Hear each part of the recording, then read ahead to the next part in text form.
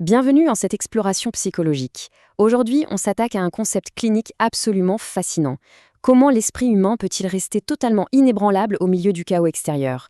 On a tous en tête l'image de ces personnes qui restent parfaitement stoïques, comme si les tempêtes de la vie glissaient sur elles, pendant que d'autres s'effondrent à la moindre petite contrariété.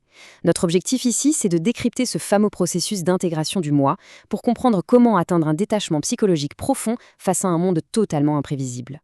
Alors, plongeons directement dans le vif du sujet. Pourquoi laisse-t-on une simple insulte, un conducteur un peu trop agressif ou des plans annulés dicter complètement notre état émotionnel? C'est vraiment la question clinique au centre de notre analyse d'aujourd'hui. La plupart des gens traversent la vie en mode réaction. Un collègue fait une remarque un peu sèche, hop, la journée est gâchée. Un regard bizarre d'un inconnu dans la rue, et le doute s'installe. Mais d'où vient cette vulnérabilité exactement? Pourquoi donne-t-on autant de pouvoir à des événements extérieurs aléatoires, au point de leur laisser modifier notre propre équilibre interne? Pour y voir plus clair, voici notre plan de traitement. On va d'abord aborder le piège de la réactivité, puis l'ombre et la projection, ensuite le match entre stoïcisme et psychanalyse jungienne, suivi par la neuroscience derrière tout ça, et on finira avec l'observateur conscient. Première étape de notre analyse, le piège de la réactivité. Regardons d'abord les symptômes comportementaux classiques d'une vie hautement réactive. Face à nos fameux déclencheurs quotidiens, la réaction est souvent totalement impulsive. On s'énerve dans les bouchons, on se laisse ronger par ce collègue toxique ou on perd pied face à un imprévu.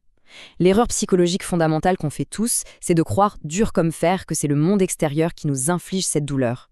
Alors qu'en réalité, en psychologie analytique, on remarque très vite que ces événements ne font que refléter nos propres vulnérabilités internes. L'événement en soi ne blesse jamais, c'est l'identification et l'accroche qu'il trouve dans notre esprit qui fait mal. Ce qui nous amène à la section 2, l'ombre et la projection. Et c'est là que ça devient vraiment intéressant. Pour comprendre la racine profonde de ces symptômes comportementaux, il faut se tourner vers les concepts du célèbre psychiatre Carl Jung. Jung redéfinit notre souffrance à travers ce qu'il appelle l'ombre. C'est cette partie cachée de notre psyché qui contient nos peurs non résolues, nos insécurités, bref, tout ce qu'on refuse d'admettre sur nous-mêmes.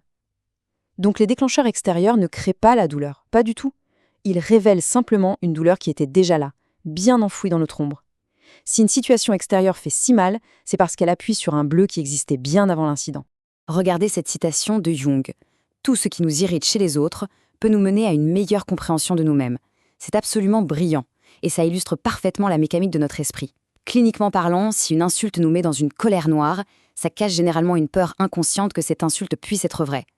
C'est le lien direct, et un peu dérangeant il faut l'avouer, entre la projection inconsciente et nos frictions interpersonnelles. On projette sur l'autre ce qu'on refuse catégoriquement de voir en nous. Le conflit extérieur n'est au final que l'écho d'un conflit intérieur non résolu. Prenons la métaphore du miroir pour bien comprendre la logique. Si on se regarde dans une glace et que notre reflet fronce soudainement les sourcils, il ne viendrait à l'idée de personne de se mettre à hurler sur le verre pour le forcer à sourire, n'est-ce pas? On sait très bien qu'il faut changer notre propre expression. Et pourtant, dans les relations humaines au quotidien, c'est exactement ce qu'on fait. On blâme le monde extérieur pour nos propres reflets émotionnels.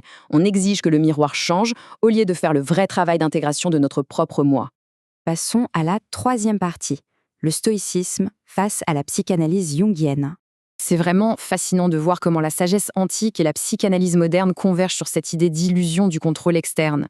D'un côté, on a l'approche jungienne qui s'efforce de déconstruire le faux moi en intégrant l'ombre, en rendant l'inconscient conscient. Et de l'autre côté, l'approche stoïcienne qui nous enseigne que le monde extérieur est strictement neutre et que la seule vraie maîtrise réside dans notre perception.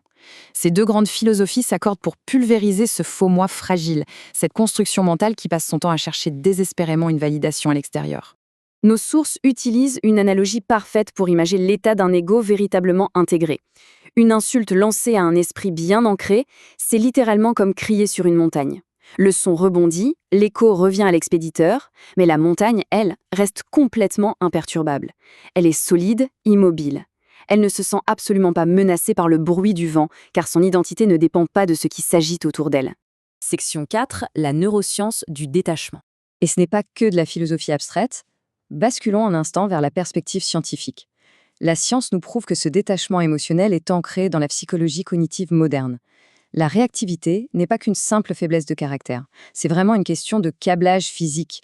Plus on laisse les facteurs externes dicter notre humeur, plus nos chemins neuronaux réactifs se renforcent, s'épaississent et deviennent automatiques. Le cerveau apprend littéralement à paniquer, à s'irriter ou à se défendre en une fraction de seconde. Et ça crée une boucle de souffrance réflexe qui est presque impossible à casser à la simple force de la volonté. Mais la bonne nouvelle du consensus scientifique actuel, c'est la neuroplasticité. Le cerveau peut être activement reprogrammé. Par l'application méthodique de la pleine conscience, du recadrage cognitif ou par l'exposition graduelle au malaise, on peut littéralement créer de nouvelles connexions. Avec le temps et la pratique, l'esprit s'entraîne à devenir imperméable aux insultes, à la peur de l'échec ou à l'angoisse de l'incertitude. On recable la machine. Ce qui nous amène à notre dernière partie, l'observateur conscient et l'intégration. Pour mettre tout ça en pratique, on peut garder en tête cette métaphore ultra apaisante du ciel et de la tempête. Les émotions tumultueuses, le chaos de la vie, les drames, c'est juste une tempête passagère. Ça gronde fortement, ça fait du bruit en bas. Mais le vrai moi, l'ego profondément intégré, c'est le vaste ciel bleu qui se trouve bien au-dessus de tout ça. Peu importe la violence des éclairs en bas, le ciel en haut reste infiniment calme et toujours intact. Alors, concrètement, voici la méthode clinique à utiliser lors d'un pic émotionnel. Étape 1, ressentir. On ne fuit pas l'émotion, on la laisse monter. Étape 2, suspendre la réaction. On crée volontairement un espace, on appuie sur pause. Et enfin, étape 3, observer avec curiosité. L'astuce, c'est d'ordonner à son esprit d'adopter la posture d'un scientifique détaché qui observe une expérience dans son labo, plutôt que celle d'une victime attaquée par un prédateur. C'est exactement dans ce petit espace, cette fraction de seconde d'observation pure, que se trouve toute notre liberté psychologique. Pour clôturer cette analyse, voici une réflexion qui bouscule un peu. Si rien à l'extérieur n'a réellement le pouvoir de dicter notre état, sommes-nous vraiment les pauvres victimes malheureuses de ce monde ou bien les créateurs absolus de notre propre perception ? La leçon essentielle ici, c'est que la vraie puissance psychologique ne vient jamais du contrôle qu'on exerce sur les autres, mais bien de notre maîtrise perceptuelle de nous-mêmes. C'est une idée très puissante qui, espérons-le, donne vraiment envie de plonger dans ce fameux travail de l'ombre pour de bon.